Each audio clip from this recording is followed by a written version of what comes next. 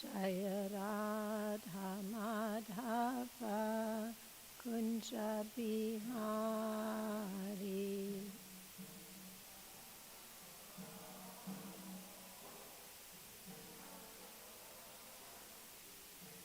Gopi Jana Vallabha Girivaradari.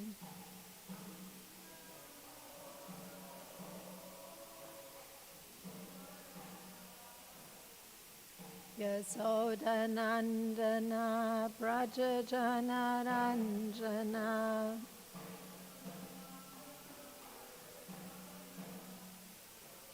Yamunatira Vanachari.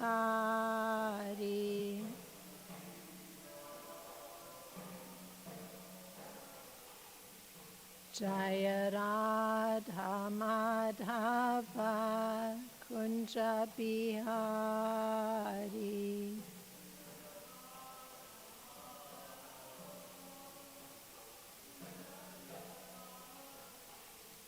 Gopi Jana Vallabha Girivaradari.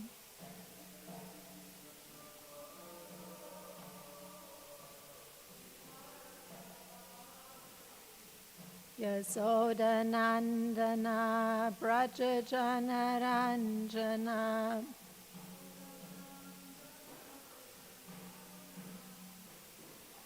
Yamunatira Vanachari.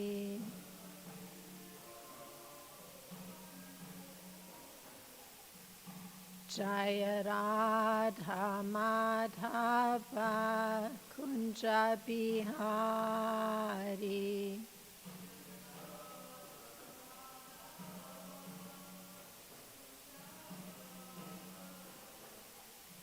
Gopi Jana Vallabha Girivaradari.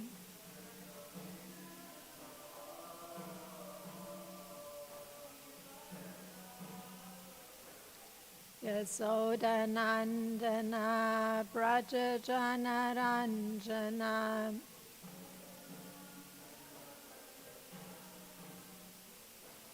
Yamunatira Vanachari.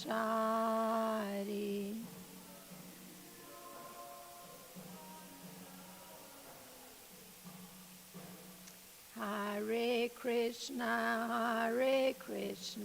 Krishna Krishna, Hare Hare, Hare Rama, Rama Rama, Hare Hare.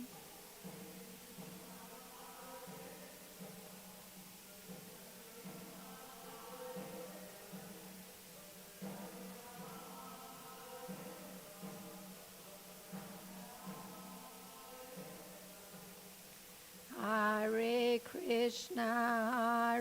Krishna, Krishna Krishna, Hare Hare, Hare Rama, Rama Rama, Hare Hare.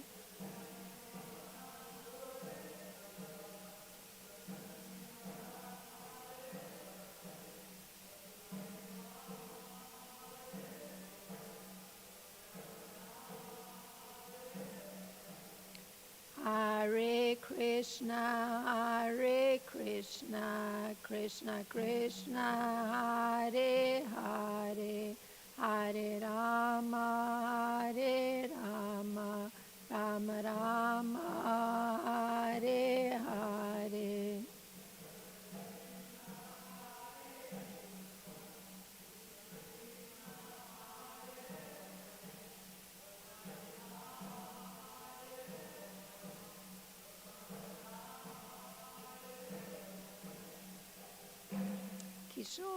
Kishori ki jai, Jagannath Baladev Subhadra Marani ki jai, Gonitai ki jai, Srila Prabhupada ki jai.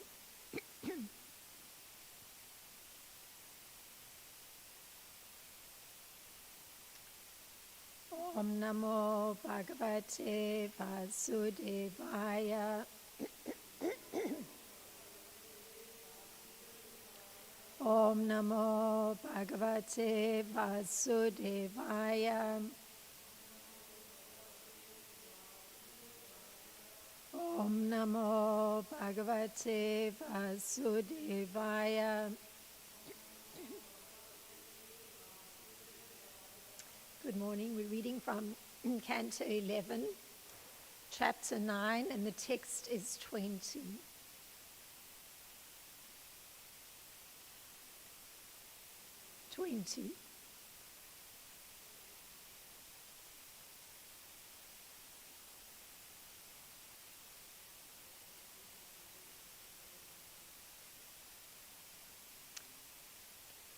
Tamahus Triguna Vyaktim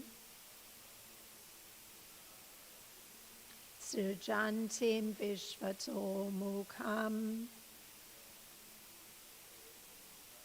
Yasmin Prohamidam Vishvam Yena Samsarate Purnam Puman Tamahus Triguna Vyaktim Srijantim Vishvato Mukham Yasmin Protamidam Vishvam Yena Samsarate Puman Tamahus Triguna Vyaktim Srijantim Vishvato Mukham Yasmin Protamidam Vishvam Yena Samsarate Puman. Please chant. Tamahus Triguna Vyaktim Srijantim Vishvato Mukham Yasmin Protamidam Vishvam Yena Samsarate Puman.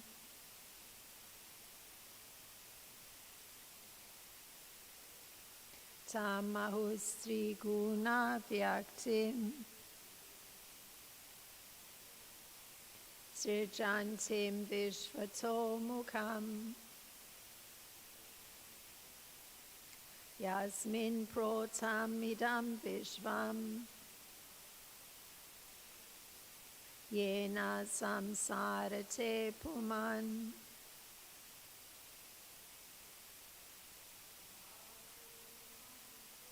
Tamahus Triguna Vyaktim Srijantim Vishvato Mukham Yasmin Protamidam Vishvam Yena Samsarate Puman. Tamahus Triguna Vyaktim Srijantim Vishvato Mukham Yasmin Protam Vishwan Mukham Yena Samsarate Puman. Thank you very much for chanting. The word-for-word translation, and this is by the disciples of Srila Prabhupada, as is the purport. Tam, the Mahatattva. Ahu, they say. Triguna, the three modes of material nature. Vyaktim, manifesting as the cause. Srijantim, creating. Vishvatamukham, many different categories of cosmic manifestation. Yasmin, within that Mahatattva. Protam, strung and bound. Idam, this, Vishvam, universe, Yena, by which samsarate undergoes material existence. Puman, the living being. And the translation for this text 20. According to great sages, that which is the basis of the three modes of material nature and which manifests the variegated universe is called the Sutra or Mahatattva. Indeed, this universe is resting within that Mahatattva, and due to its potency, the living entity undergoes material existence. In the purport, the cosmic manifestation is a reality because it emanates from the supreme reality, the personality of Godhead. The material world, however, is temporary and full of problems. The conditioned soul foolishly tries to become the lord of this inferior creation and becomes separated from his real friend, the Supreme Lord. In this state, his only business is material sense gratification, and his real knowledge is lost. Om Jnanatimirandasya Gnananjana Shalakaya Chakshurunmilitam Yena Tasmai Shri Gurave Namaha Shri Chaitanya Manopistam Stapitam Yena Bhutale Swam Rupagadhamayam Dadati Swapadantikam Vandeham Shri Guru Shri Uta Padakamalam Shri Gurum Vaishnavam Shri Rupam Sagajatam Sahagana Ragutam Vitam Sajivam Sadvaitam Savadutam Parijana Sahitam Krishna Chaitanya Devam Shri Radha Krishna Padan Sahagana Lalita Shri Vishaka Vitam Shah Hey Krishna Karuna Sindhu Dina Bando Jagat Pate Gopesha Gopika Kanta Radha Kanta Namostute Tapsa Kanchana Gaurangi Radhe Vrindavaneshwari Vrishabhanu Sute Devi Pranamami Hari Priye Vanchakalpa Tarubhyascha Kripa Sindhubhya Vacha Patitanam Pavanebhyo Vaishnebhyo Namo Namaha Nama Om Vishnu Padaya Krishna Prestaya Bhutale Srimati Ram Padaswami Iti Namine Nama Om Vishnu Padaya Krishna Prestaya Bhutale Srimati Bhaktivedanta Swami Iti Namine Namaste Saraswati Deve Gauravani Pracharine Nirvishesha Sunyavadi Paschatya Deshatarine Jai Shri Krishna Chaitanya Prabhu Nityananda Shri Advaita Gadadhar Shivasadi Gaura Bhakti Vrinda Hare Krishna Krishna Krishna Hare Hare Hare Rama Rama Rama Hare Hare. So I'll read the translation to text 20 once again. According to great sages, that which is the basis of the three modes of material nature and which manifests the variegated universe is called the Sutra or Mahatattva. Indeed, this universe is resting within that Mahatattva, and due to its potency, the living entity undergoes material existence. So this is the concluding section of the Avadhuta or mendicant Brahmana concluding his teachings to King Yadu. And it has him saying, tam, which is that first word, this word refers to the Mahatattva, and it's in the feminine gender. So he continues, the Avadhuta Brahmana, the great sages say that Mahatattva is the product of the three gunas. So the three gunas refers to the three ways of being or of material nature. So this statement on the part of the mendicant or Avadhuta Brahmana is found in a section of the Bhagavatam where Lord Krishna gives instructions on how the bewilderment of the mind can be dispelled by the science of Sankhya. So this is actually a direct overlap.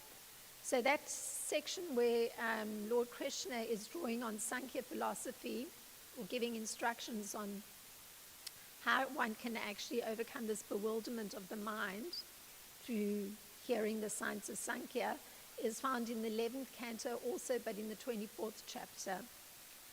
So the Lord imparts to Uddhava an analysis of material nature.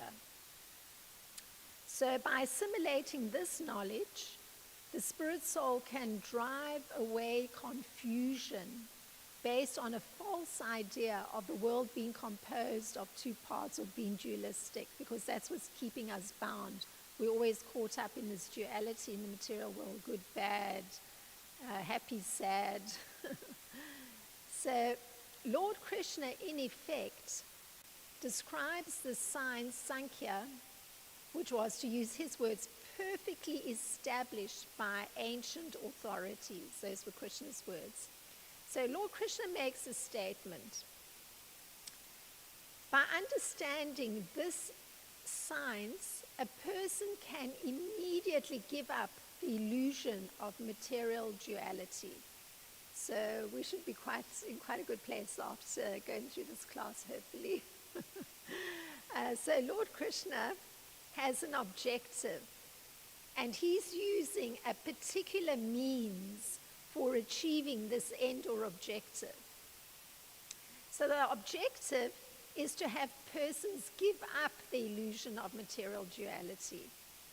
And the means that he's going to be using is the Sankhya system, in which the difference between matter and spirit is elaborately explained. So this Sankhya philosophy is also presented by Lord Kapila, and that's in the 3rd canto of Srimad Bhagavatam. So there's the same philosophy that the mendicant Brahmana is speaking to King Yadu, Sankhya philosophy. Lord Krishna speaks it in the 11th canto, the 24th chapter, and it's also present, Lord Kapila speaking, and that's in the 3rd canto of Srimad Bhagavatam.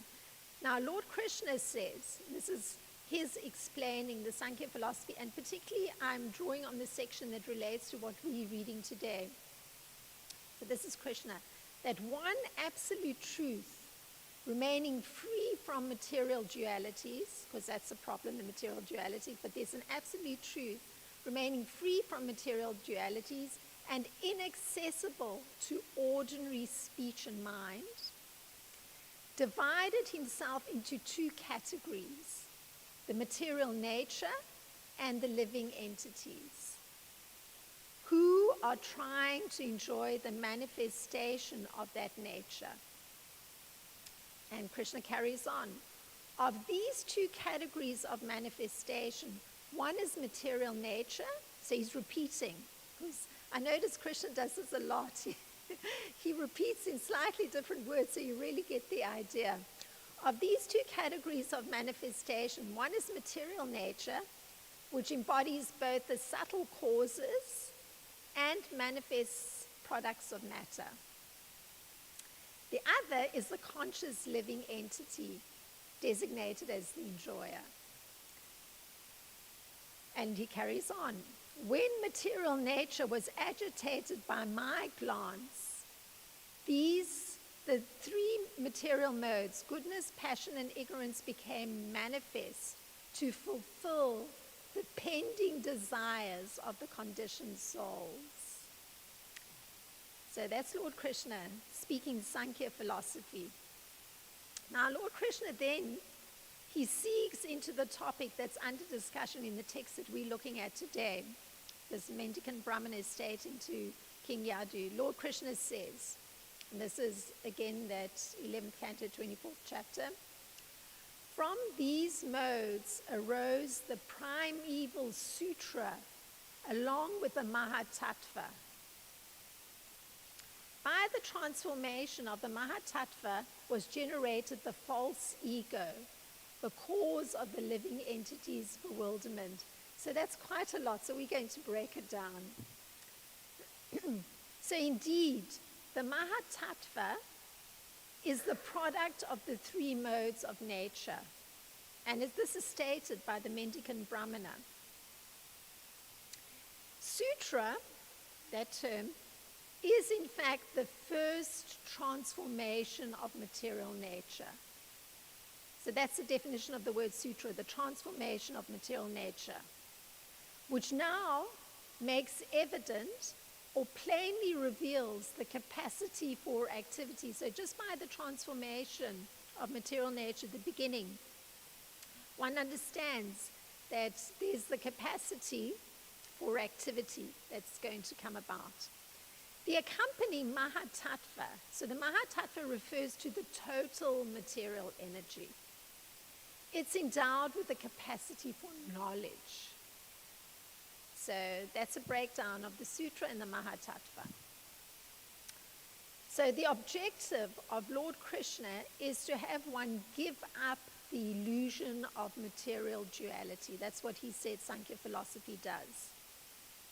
One wants to give up the illusion of material duality, and it necessitates understanding that material nature was agitated by his glance, and so the three modes, goodness, passion, and ignorance, became apparent to fulfill the impending desires of the conditioned souls. So Krishna's making a specific arrangement because the conditioned souls have desires. So hence his glancing, his agitating the total material energy, allowing for the different ways of being to be facilitating the desires of the living entities, because some persons may have desires that are more in goodness, others may have desires that are more passionate, some have desires that are more in ignorance. So he's allowing the total material energy to manifest these different ways of being. Gives the space, there's the capacity for action that's permitted by Krishna making this arrangement. It's so subtle, the language and the concept, but this is the verse today. So these souls that are there in the total material energy, they have not worked out their chain of activity as a means of enjoyment. So within the total material energy, there's that capacity for action. And these conditioned souls that are within that material nature, they still have to work out their whole chain of activity as a means of enjoyment, because that's where the desire rests. It's going to use, these conditioned souls are going to use action as a means of enjoyment. So Krishna's making the arrangement to allow for that within material nature. So the mendicant Brahmana, or the Avadhuta Brahmana, he goes on to say that the Mahatattva, this total material energy, goes on to create the universe full of varieties. So the total material energy then creates the particular solid places of land where everything can take place, where the conditioned souls can act out their chain of activity using their actions for enjoyment. And the word that was used for this universe full of varieties is Vishvato Mukham. And this again is made of the three mean ways of acting, doing, or being, the three gunas, or the three modes of material nature. So Lord Krishna, explaining this, the means he's using, can help one understand that real knowledge, one that allows one to understand the falsity of this material duality, is covered by this chain of activity as a means of enjoyment. So that's precisely, just because the whole arrangement has been made for these conditioned souls to go through their chain of activity using their actions for enjoyment, means that their real knowledge is actually getting covered, because that's their focus. And by hearing Krishna explaining the Sankhya philosophy, it can help one to understand how it is that one's real knowledge has got covered. So in addition, real knowledge is also covered by mental speculation. So there's a wonderful purport. I just thought this was the most wonderful purport. It's again in the 11th canto, the 24th chapter. It's in the second verse, the purport. So this is the disciples of Srila Prabhupada explaining something about this mental speculation. So I'm drawing from it because I just think it's the most fantastic purport. So an explanation is given. In modern society, knowledge is highly speculative. and constantly changing. There's often a vast difference between people's theoretical ideas and actual reality. And in Satya Yuga, people, where everyone was self-realized, people are experts in intelligent discrimination, and thus there's no difference between their vision and reality. So that's the fantastic explanation that's given in this purport to understand something of mental speculation. And it's basically that the intelligence isn't working properly, proper discrimination isn't made, so hence many theories are developed to try and explain reality. And the point is that there's often a big difference between the theories and actual reality. So seeing everything as the potency of the Lord, they do not artificially create duality. That's the point of the persons in Satya Yuga who are self-realized, because their intelligence is looking at things as the potency of the Lord. So this means that they're not artificially creating duality. So that's to try and explain something of why people in this age have this problem with mental speculation. So Srila Vishwanath, because we're looking at the Avadhuta Brahmana's statement, he states that Mahatattva, this total material energy, called Sutra, the effect of the gunas, the three ways of doing, acting, and being, is the cause of the universe. That's what he says. Now, of course, the Supreme Lord, although he's aloof from all the activities of the material world, he remains the Supreme Director. And Srila Prabhupada explains that the Supreme Lord is the supreme will and the background of this material manifestation. But the management is being conducted by material nature. So he's making that distinction. So understanding that a material nature is managing things in the universe. So Lord Krishna states it explicitly what his position is in the whole picture, and that's from Bhagavad Gita 9:10. He says, this material nature, which is one of my energies, is working under my direction, O son of Kunti, producing all moving and non-moving beings. Under its rule, this manifestation is created and annihilated again and again. So you get the picture. He calls it the rule. Its rules. So material nature is responsible for this kind of creation and annihilation, but he also points to his position as that supreme director that Srila Prabhupada is referring to. It's working under my direction, O son of Kunti. So Srila Vishwanath, he looks at the Avadhuta Brahmana's statement, or his series of thoughts, and he says, this is him interpreting what the Avadhuta Brahmana is saying, this universe is strung on this sutra or thread. That's what the Avadhuta Brahmana is saying. Prana in its total form, which acts as the cause of the universe.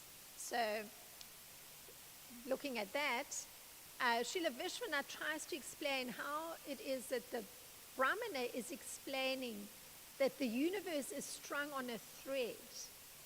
It's like there's prana, there's a vital energy that's connecting everything, which is the cause of the universe. So how Srila Vishwanath supports that, he quotes something from the Brihad Aranyaka, which goes like this. O Gautama, air is sutra.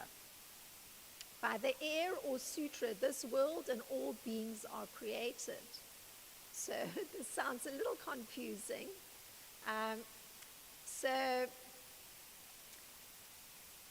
I'll come to it how it sort of makes better sense. In Vidura's talks with Maitreya, going to the third canto of Srimad Bhagavatam, Vidura says, and this is again referencing the Avadhuta Brahmana, what he's focusing on here.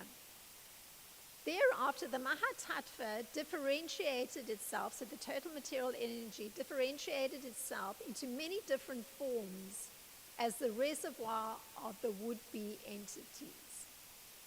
The Mahatattva is chiefly in the mode of ignorance, and it generates the false ego. So it is a plenary expansion of the Supreme Personality of Godhead. So that's Vidura's explanation, just what we've been discussing. He says the Mahatattva is differentiating itself into many different forms because it's going to be the place where the would-be entities are going to be residing. So that Mahatattva, the total material energy, he says, is chiefly in the mode of ignorance. That's Vidura, and it generates the false ego. It is a plenary expansion of the Supreme Personality of Godhead. So everything's fine. That's from the 3rd canto of Srimad Bhagavatam, the 5th chapter. So with full consciousness of creative principles and time for fructification. So again, he's drawing emphasis to the fact that this material energy has that potency for creativity, because he says there's consciousness of creative principles, and there's time for fructification for it to take place. Now, there's a further understanding that's there of reaching Lord Krishna's objective of going beyond the illusion of the dualistic material world, and is given by Srila Prabhupada. He says the Mahatattva, so this total material energy, is the via medium between pure spirit and material existence. Very interesting. It is the junction, this total material energy is the junction between matter and spirit, wherefrom the false ego of the living entity is generated. So again, that idea is repeated, just like Vidura was saying. It's where the false ego of the living entity becomes generated.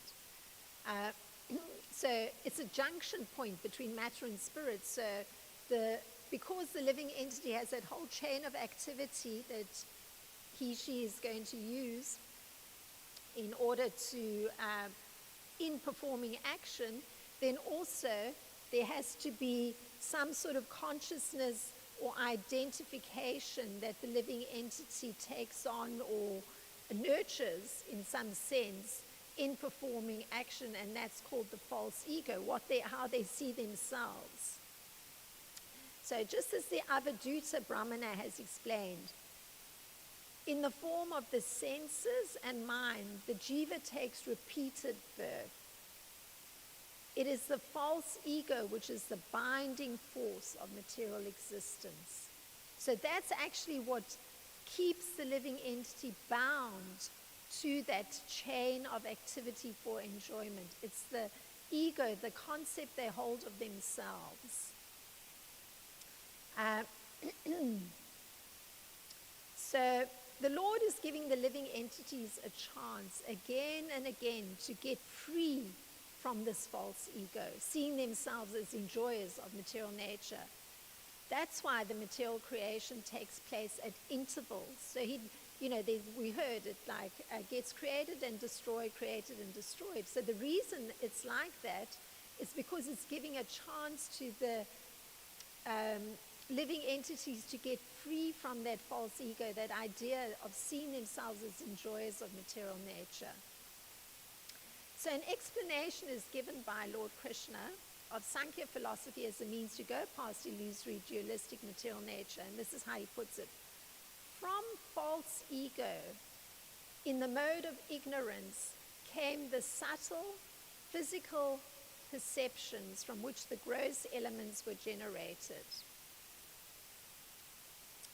From false ego, in the mode of passion, came the senses. And from false ego, in the mode of goodness, arose the 11 demigods. So on a very broad scale, this identification, this view of themselves as enjoyers of material nature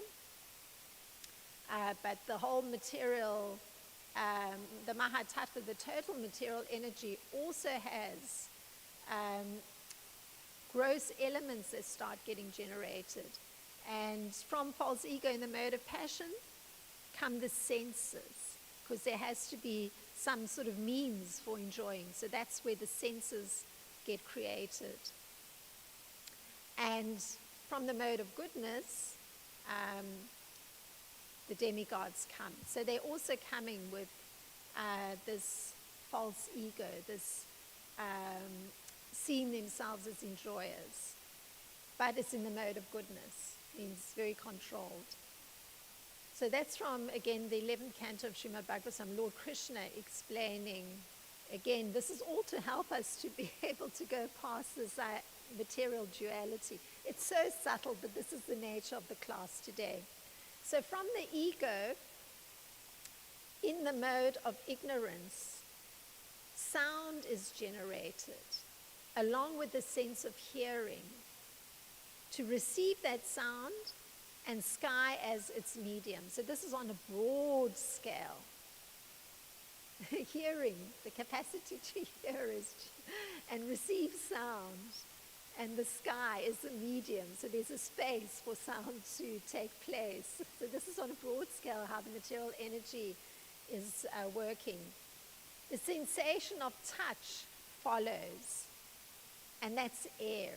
And that's where we heard how Srila Vishwanath used this concept of air or prana that's holding everything. So here's that repetition. After the creation of the sense of hearing in the medium of the sky, then this is followed by air allowing for a sense of touch. The air permits for touch to take place. And from subtle to gross, all the elements come and their perceptions are generated. So being able to perceive all the different elements, earth, water, air, fire, ether, the perceptual ability to perceive them is then generated. So this is, of course, on a huge scale. So the sense, busily engaged in activity, is created from false ego. So it's an original identification of identifying with matter for enjoyment, action that will allow one to enjoy matter.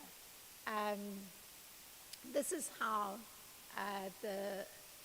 what the source of that is, that false ego. And it's in the mode of passion, because wanting to enjoy it's passion.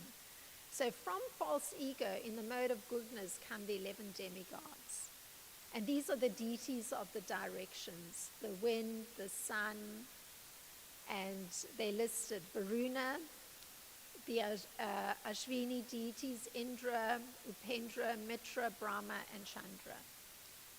So that was a breakdown of this very, very, very subtle statement on the part of the Avadhuta Brahmana, with referencing Lord Krishna and Vidura speaking on the same topic, and trying to actually point to the fact that actually it's supposed to assist one, just by trying to understand this, is supposed to assist one in breaking free from this kind of dualistic conception that one's caught up, just residing within the material nature. So I don't know if it's had that effect, because it's very subtle, but that was the purpose. Krishna puts it as that purpose. So that was the verse today. If there's some thoughts to expand on this, or something that might come, because it is very subtle matter. Yes, it's like having a computer scientist, PhD, coming to a class of elementary schoolers and explaining the nature of, how a insights and the whole design of the whole computer, works. It's like, it's a lot of information that you can, it's very difficult to connect. It's a lot of information. So in one sense, one can imagine that they have to be Sankhya for dummies, that type of a Sankhya that is accessible to not jnanis and elevated personalities that are with complete knowledge. There's presentations of Sankhya that we are exposed in the Bhagavatam. One is Lord Kapila Dev to Mother Devahuti, who was, a Satya Yuga super personality, and to Maitreya, a great Muni, and to Vidura, to Uddhava, who is, described as a super scholar. So Sankhya for dummies is indeed described by Lord Krishna in the Bhagavad Gita. The second chapter, at the beginning, the whole Atma Tattva, part of the Bhagavad Gita, which is the beginning of Krishna's instructions to Arjuna, he describes to Arjuna, I have explained to you Sankhya. So, and it's so simple that is presented in the Bhagavad Gita, this knowledge of Sankhya, which is basically understanding I'm not the body, the difference between, or the misconception of the self identifying with the material body. And that's what Krishna makes it in such a simple way for conditioned souls to understand the essence of Sankhya, which is being able to differentiate between, as you said, between matter and spirit, and which makes you appreciate so much the Bhagavad Gita, which is very much tailored for people like most of us, that when it comes to all those technicalities, it's just, you go become overwhelmed by the amount of information that is there. It's like, I can't remember anything. We've been hearing for a long time about this, descriptions of the whole Sankhya philosophy. And I can still, properly follow the whole, change of facts and ideas on all these things. But I can remember very well the second chapter, the Atma Tattva part of the Bhagavad Gita, in a handful of verses that is just so foundational to our capacity to perform devotional service and to build our knowledge, So, just mentioning that. Oh, that's quite wonderful that you referenced the second chapter of the Bhagavad Gita. Yeah, it's, that's the first verse where Krishna takes the position of teacher, is that never was there a time when I did not exist, nor all these kings, nor shall any of us cease to exist. So just that beginning point is that drawing attention to not identifying with the body that you've pointed out, that is the fundamental principle of understanding spirit as opposed to matter. So thank you, yes. Thank you very much. Yeah, it is very subtle because this particular text and the other teachings that I was referencing that are virtually identical,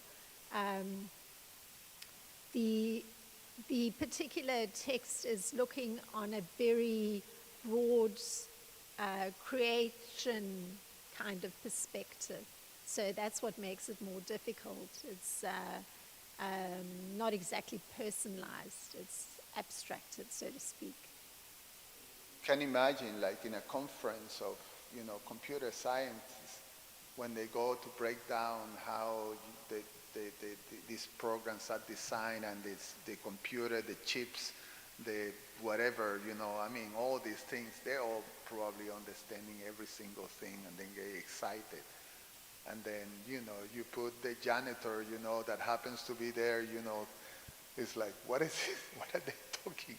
What is a semiconductor? What is a, this and, like, you just goes over your head, Yeah, it's mathematical terminology. Yeah. Well, thank you. It was very nice that you drew attention to the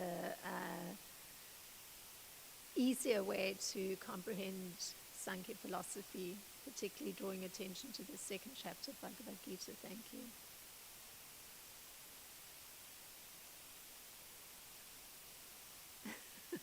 There's silence.